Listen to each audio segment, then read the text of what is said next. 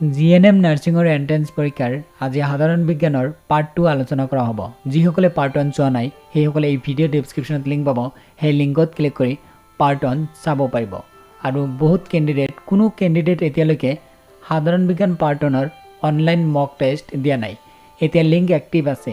এই ভিডিঅ'টো চাই তাৰ পিছত সাধাৰণ বিজ্ঞান পাৰ্ট 1 অনলাইন মক টেষ্ট দিলেই হ'ল। যেতিয়াই টেষ্ট দিব অনলাইন কেণ্ডিডেট চাব পাৰিব কিমান নম্বৰ লাভ কৰিছে। এই ভিডিঅ' ডেছক্ৰিপশ্যনত লিংক দিয়া থাকিব। মক টেষ্ট আপোনালোকে মোবাইলৰ সৈতে দিব পাৰিব। এতিয়া জানি লওক সাধাৰণ বিজ্ঞানৰ পাৰ্ট 2ত কি প্ৰশ্ন আছে। জিএনএম নাৰ্ছিঙৰ এণ্ট্ৰেন্স ইংৰাজীত হ'ব, অসমীয়া ভাষাত নহয়। কিন্তু বহুতে কমেণ্টছ কৰি কৈ থাকে যে অসমীয়াত হ'বনে নাই। অসমীয়াত নহয়, ইংৰাজীত আহিব প্ৰশ্নবিলাক। ইয়াতে চাই লওক জেনেৰেল চায়েন্স পাৰ্ট 2। তাৰপিছত ইয়াতে চাই লওক প্ৰশ্ন, which instrument use to measure the power of electric circuit. ইয়াতে কৈছে যে ইলেক্ট্ৰিক চাৰ্কুইটৰ শক্তি জুখিবলৈ আমি কি ইনষ্ট্ৰুমেণ্ট ব্যৱহাৰ কৰোঁ। ইয়াত তিনিটা অপশ্যন আছে। তিনিটা অপশ্যনৰ ভিতৰত শুদ্ধ উত্তৰটো হ'ল 2 নম্বৰ ৱাট মিটাৰ। তাৰপিছত ইয়াতে চাই লওক 2 নম্বৰ প্ৰশ্নটো হ'ল an instrument use to measure gas pressure is called. ইয়াতে কৈছে যে গেছৰ চাপ পৰিমাণ জুখিবলৈ কি ইনষ্ট্ৰুমেণ্ট ব্যৱহাৰ কৰোঁ। ইয়াতে 4টা অপশ্যন আছে। 4টা অপশ্যনৰ ভিতৰত শুদ্ধ উত্তৰটো হ'ল 4 নম্বৰ মনোমিটাৰ। তাৰপিছত 3 নম্বৰ প্ৰশ্নটো চাই লওক। ইয়াত কৈছে যে which are the primary colours, কোনবিলাক প্ৰাইমেৰী কালাৰ হয়। ইয়াতে 4টা অপশ্যন আছে। 4টা অপশ্যনৰ ভিতৰত শুদ্ধ উত্তৰটো হ'ল ৰেড, গ্ৰীণ, ব্লু। এইবিলাক হ'ল প্ৰাইমাৰী কালাৰ। তাৰপিছত চাই লওক 4 নম্বৰ প্ৰশ্ন। ইয়াত কৈছে যে what is the chemical name for baking soda. Baking ছ'ডাৰ কেমিকেল নাম কি ইয়াত সুধিছে। ইয়াতে 4টা অপশ্যনৰ ভিতৰত শুদ্ধ উত্তৰটো হ'ল 4 নম্বৰ অপশ্যন ছ'ডিয়াম নাইট্ৰেট।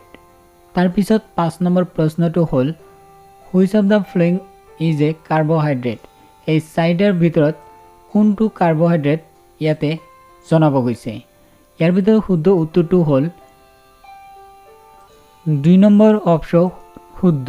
ইয়াতে চাই লওক কেন চুগাৰ, এইটো হ'ল শুদ্ধ এনচাৰ।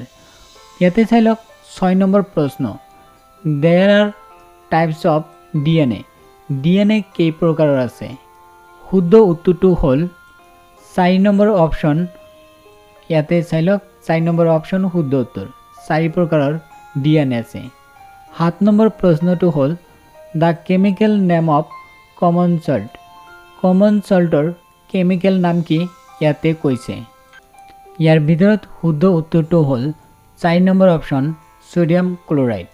তাৰপিছত ইয়াতে চাই লওক 8 নম্বৰ প্ৰশ্ন সুধিছে যে এনজাইমছ আৰ মেড অফ।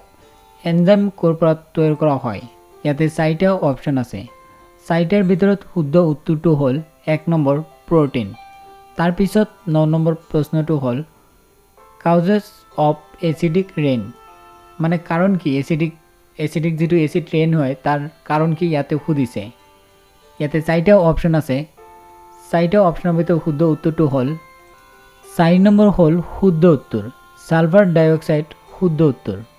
তাৰপিছত ইয়াতে চাই লওক 10 নম্বৰ প্ৰশ্ন সুধিছে যে sea water can be purified by the process of. আমি সাগৰৰ পানী কেনেকৈ শুদ্ধ কৰিব পাৰি, অৰ্থাৎ পিউৰিফাইড কৰিব পাৰি ইয়াতে সুধিছে।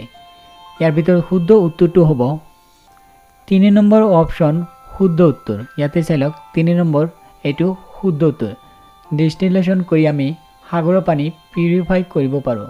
এতিয়া কাম কৰক, আজিৰ 10টা প্ৰশ্ন হৈ গৈছে। এতিয়া কাম কৰক পাৰ্ট 1ৰ অনলাইন মক টেষ্ট দিয়ক। এই ভিডিঅ' ডেছক্ৰিপশ্যনত লিংক দিয়া থাকিব। লিংকত ক্লিক কৰি অনলাইন মক টেষ্ট এতিয়াই দিয়ক।